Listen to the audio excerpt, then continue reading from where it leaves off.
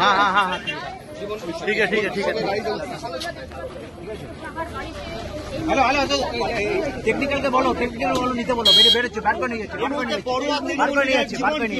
Technical পেছনে গাড়িতে তোলা হয়েছে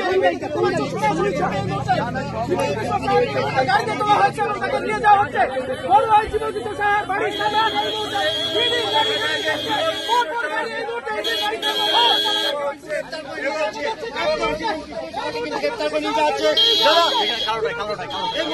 জীবন কৃষ্ণ সাহা তার ছবি দেখাবো। এই যে কালো গাড়ি, এই কালো গাড়িতেই কিন্তু জীবন কৃষ্ণ সাহা রয়েছেন, তাকে কিন্তু গ্রেপ্তার করে নিয়ে যাচ্ছে ইডি আধিকারিকেরা কিন্তু গ্রেপ্তার করে নিয়ে যাচ্ছে। দাদা কিছু বলবেন? দাদা কিছু বলবেন? দাদা জীবন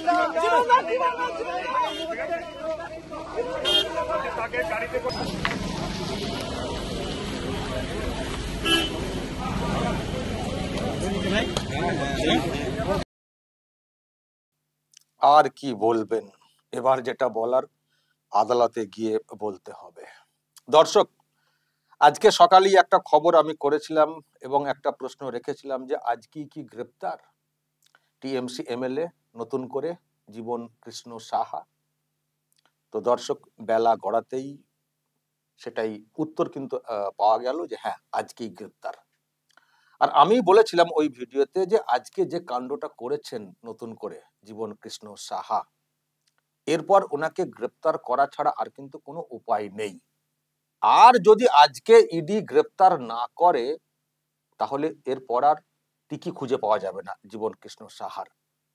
তো দর্শক, দেখছি যে না, ইডি ছাড় দেয়নি, সেই ভুলটা ইডি করেনি, আজকেই একেবারে তুলে নিয়ে চলে গেছে। প্রিয় দর্শক, আমি শফিকুল ইসলাম এবং আপনারা দেখছেন আরামবাগ টিভি।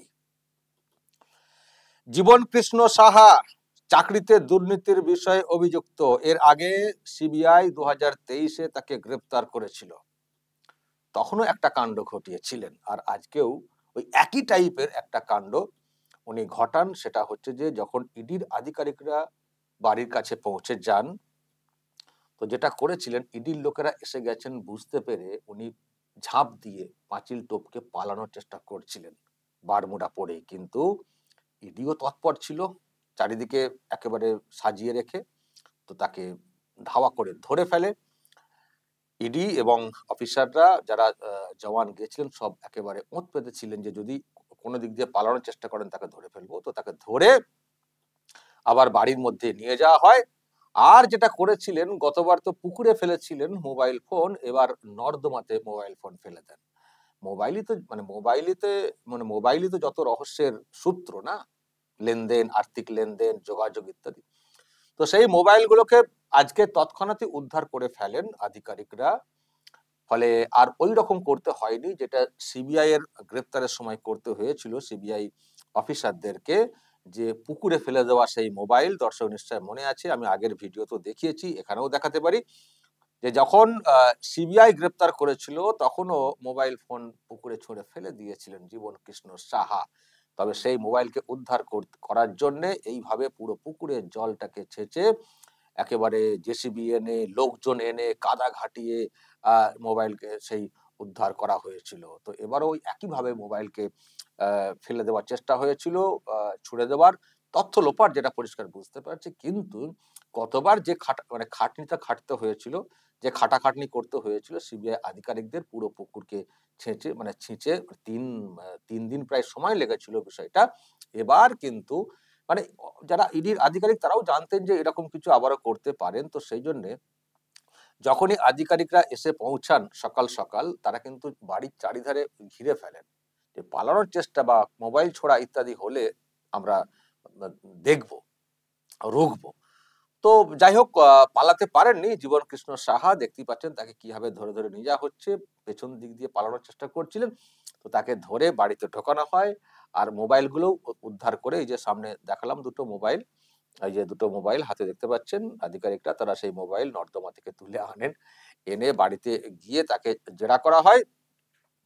আর জেরা করার পরেই যেটা ভেবেছিলাম যে গ্রেপ্তার তো মনে হচ্ছে করতে হবেই, তা না হলে এত তৎপর মানে কিসের জন্য হয়েছেন জীবন কৃষ্ণ সাহা, কেন পালানোর চেষ্টা করছেন, কেন মোবাইলকে আবার ফেলে দেওয়ার চেষ্টা হচ্ছে, তাহলে সত্যি কি কিছু করেছেন যার ডকুমেন্ট মোবাইলে আছে বা যোগাযোগ স্থাপন যেটা হচ্ছে, তাহলে কি মানে আছে মোবাইলে কিছু, তা না হলে মোবাইলকে ছুঁড়ে ফেলার চেষ্টা কেন আবারও হয়ে গেল, যেমন সিবিআইয়ের সময় হয়েছিল।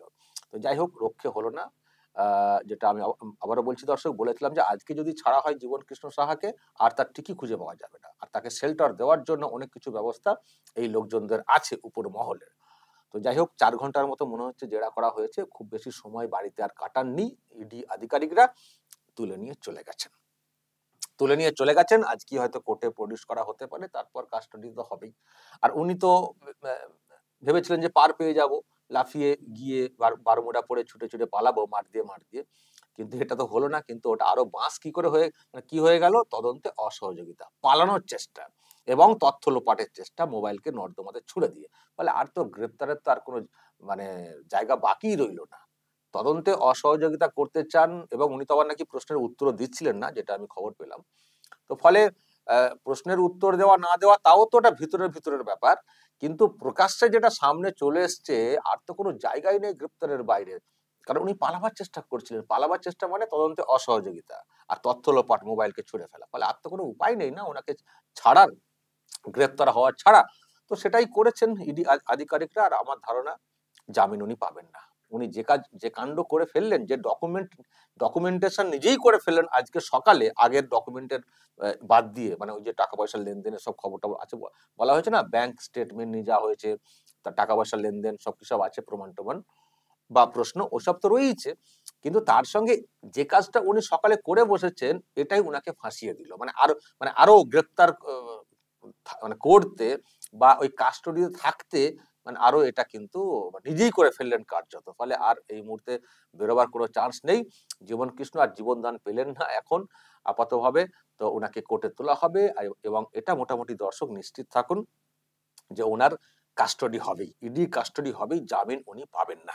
এবার যেটা দেখার, এর পরবর্তী পদক্ষেপ কি হয়, আর এরপর কতদিন থাকেন। এর আগে একটা লম্বা টার্ম উনি কাটিয়েছেন সিবিআই অ্যারেস্টের পরে, প্রায় 13 মাস।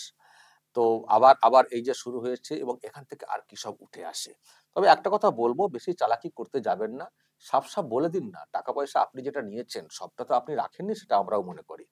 তো আপনি একটু বলে দিন না যে কাকে কাকে দিয়েছেন, বলে দিন না। কেন একা জেল খাটবেন? যাকে টাকা জমা করেছেন ওর সত্যটা বলে দিন না। তদন্তে সহযোগিতা করুন না। তদন্তে সহযোগিতা করে তাহলে তাহলে তো আপনার ক্ষেত্রে একটু সুবিধা হয়। তো আপনি সহযোগিতা করুন কেন আর অন্যদেরকে বাঁচানোর চেষ্টা করছেন? আর ওপর মহলের কোনো হাত থাকবে না। আপনি একা চাকরির টাকা নিয়েছেন, চাকরি করে দিয়েছেন, এটা তো আমরাও বিশ্বাস করি না। তো যেটা হয়েছে বলে দিন। এই যে যারা আপনাকে বলেন আমরা আছি, কোনো চিন্তা নেই, কি বাঁচানো গেল? এতদিন জেল খেটে এসেছিলেন, আবার জেলবন্দি। তো বাঁচাতে পেরেছেন আপনার দিদি? আপনার লোকজনেরা বাঁচাতে পেরেছেন কি? তো কেন তাদের বাঁচাতে আপনি এত নিজেকে গোপন করছেন? বলে দিন না সব কথা। সব কথা বলে দিন। তা না হলে এরকম ডবল গ্রেপ্তার হবে। দিদিমণি বলে থাকেন আমাদের এখানে ডবল চাকরি হয়। হ্যাঁ, হয়তো অনেকের হয়েছে ঘুরপথে।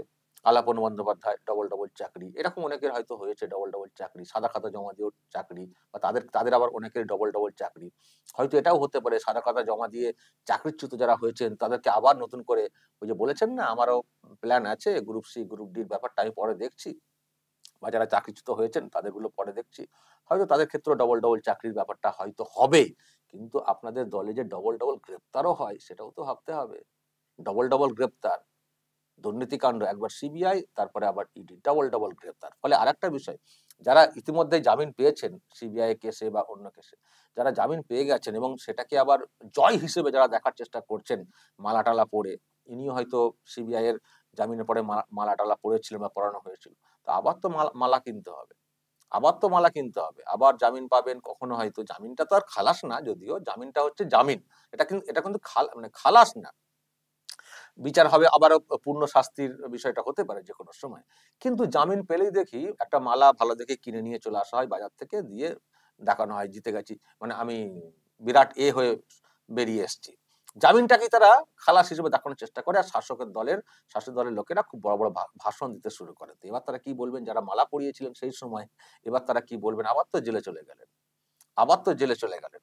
ফলে ডবল ডবল গ্রেপ্তার, ডবল ডবল ব্যাপার স্যাপার হচ্ছে। ফলে যারা মালা পরে বের হচ্ছেন কোনোভাবে কোনো সময়ে, এটা যদি ভেবে নেন যে আর তারা জেলে ঢুকবেন না, এটা ভুল। এটা ভুল। মানে জেলে আবার তারা যে কোনো সময় ঢুকতে পারে। কারণ এমন একটা দুর্নীতি হয়েছে এবং তার যা প্রমাণপত্র রয়েছে, কি করে আপনারা করবেন? তাও তো দেখুন না, এখনো চাকরির জটটা তো এখনো তো জট পেকে রয়েছে। যখন এটা পরিষ্কার হয়ে যাবে যে যারা টাকা দিয়ে চাকরি পেয়েছেন তাদের চাকরি আর থাকলো না কোনো মতে কোনোভাবে, তারা এবার প্রকাশ্যে আসতে শুরু করবেন। তারা হয়তো এখনো কোনোভাবে আশায় রয়েছেন বা তাদেরকে আশা দিয়ে রাখা হয়েছে। সেই জন্য তারা যাকে যা টাকা পয়সা দিয়েছেন মুখ খুলছেন না। কিন্তু তারাও দেখবেন মুখ খুলবেন যখন দেখবেন আর কোনো কিছুই হলো না, চাকরিটার কোনোভাবেই বাঁচানো গেল না। একটা অংশ হলেও তারা কিন্তু মুখ খুলবেন। ফলে তখন তো আরো পরিষ্কার হয়ে যাবে। তো ফলে জীবন খুব একটা ভালো যাবে না জীবন কৃষ্ণ সাহাদের। ভালো যাবে না। জীবনের কি মানে শুরু হচ্ছে, আর ক্ষমতা চলে গেলে যে আরো কি সব হবে, ভয়ঙ্কর পরিণতি হবে, সেটা আপনারা বুঝতেই পারবেন। ফলে দর্শক এই হচ্ছে ব্যাপার।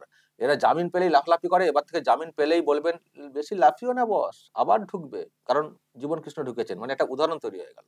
আর আমার মনে হয় তাদের মতো ভয় কাজ করবে যে বেল হয়তো পাচ্ছি, আবার না জেলে আসতে হয়, আবার না জেলে আসতে হয়। আর পুরো বিচার পর্ব শুরু হয়ে গেল তো কোনো ব্যাপার নেই, মানে বিচার হয়ে গেছে।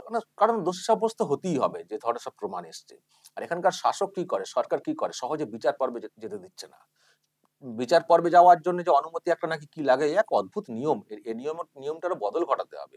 যে যারা চুরি করেছে তারা কি কখনো চাইবে যে বিচার পর্ব শুরু হয়ে যাক? তাহলে তো জেল হয়ে যাবে নিশ্চিত, পুরোপুরি সাজা হয়ে যাবে। তো সেজন্য এটারও কিছু একটা বিকল্প বের করতে হবে।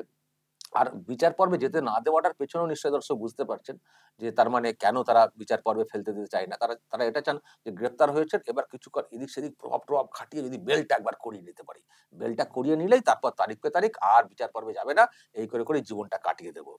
আবার দেখছেন ওদিকে কেমন একটা রে রে করে ওঠা, যখনই কেন্দ্রীয় সরকার একটা নতুন বিল এনেছে, মানে পেশ করেছে যে আহ ১ বছর বন্দি থাকলেই তার আর মন্ত্রী থাকা যাবে না, তাতেও মানে রে রে করে উঠছে, না কেন, কেন বন্দি থাকলে কি তিনি কি হয়ে গেলেন নাকি? কি লজ্জার বলুন বলুন। মন্ত্রী জেলে যাবেন, বলছেন আমার মন্ত্রী থাকতে হবে, আমি জেলে বসে মন্ত্রিত্ব চালাবো। আর কত আবদার। কেন্দ্র বলছে আরে না, এসব চলতে পারে না। এমনিতেই তো নীতি নৈতিকতার জায়গা থেকে আপনাদের নিজস্বভাবে পদত্যাগটা করে দেওয়াটা দরকার ছিল। আমাদেরকে আইন আনার কোনো প্রয়োজন ছিল না। কিন্তু যখন দেখছি আইন মানে মানে নিজেদের নীতি নৈতিকতা বলে কিছু নেই, মুখ্যমন্ত্রী জেলে চলে গেছেন, দিল্লির মুখ্যমন্ত্রী বা আরো, তারা মুখ্যমন্ত্রী, মানে বিশেষ করে কেজরিওয়ালের যে বিষয়টা নিশ্চয় আপনারা দেখেছেন, জেলে বসেই মুখ্যমন্ত্রী থেকেছেন। এটা হতে পারে নাকি? এটা পাবলিক সার্ভিস দেওয়ার জন্য এসছেন, শপথ নিয়েছেন, আপনি জেলে আর আপনি মন্ত্রী হয়ে বসে থাকবেন? সেই জন্য কেন্দ্র যেটা ঠিক করেছে স্বচ্ছতার বিষয়টা আরো দেশ জুড়ে আনার জন্য, যে কোনো মন্ত্রী, মুখ্যমন্ত্রী এমনকি প্রধানমন্ত্রী নিজের, বলতে পারেন নিজের বিরুদ্ধে নিজের বিল আনা, তার সেই হিম্মত তিনি দেখিয়েছেন। বলেছেন প্রধানমন্ত্রী তিনিও যদি কোনো কারণে কোনো এসে ৩০ দিন জেলে থাকেন, তাকেও মন্ত্রিত্ব ছাড়তে হবে। খুব ভালো একটা উদ্যোগ। কিন্তু এখানকার টিএমসি মানবে না। বলছে না, না, না, না, সব চলবে না।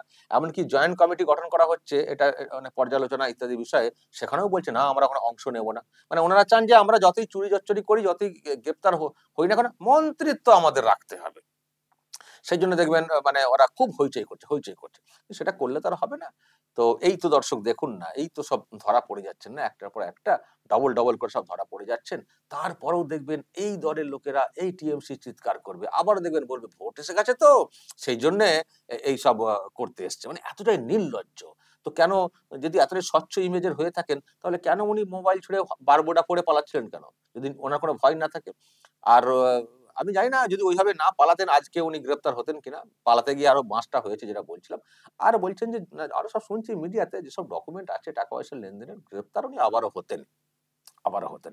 তো আমরা চাইবো এজেন্সির কাছে যে তারা দ্রুত এসব তদন্ত করুক, যেখানে যারা এসব করেছেন ফটাফট ফটাফট তারা ধরুন, বিচারে ফেলে দিন, বিচারে ফেলে দিন। বিচারের অনুমতি না দিলে মামলা ঠুকে দিন, দিয়ে বিচারে ফেলে দিন, দিয়ে সব জেলবন্দি করে দিন, সব জেলবন্দি করে দিন। আর একটু ওপর দিকেও উঠবেন, যেখানে টাকা পয়সা ভাগ দিয়েছেন ৭৫% বা ২৫%, জানি না কত পার্সেন্ট উপরে গেছে, তাদেরকেও ধরুন, টিকিটাকে ধরুন। আর এই বড় বড় বুলি যারা ঝাড়ছেন বাইরে, তাদের সেই বুলিগুলো মানে মানে বন্ধ হয়ে যাবে, অটোমেটিক বন্ধ হয়ে যাবে। একটু উপর দিকে তাকান না, অটোমেটিক বন্ধ হয়ে যাবে। বুঝি না যে কেন তারা ওই বিলের মানে বিরোধিতা করছেন, ৩০ দিন জেলে থাকলে মন্ত্রিত্ব চলে যাবে, বুঝি না। কার এত জ্বালা বুঝি না। দর্শক বলবেন আপনারা যা বলার, যে আন্দাজটা করেছিলাম আগের ভিডিওতে তাই কিন্তু হয়ে গেছে। এবার কি হতে পারে অবশ্যই বলবেন এবং নজর রাখবেন আরামবাগ টিভিতে।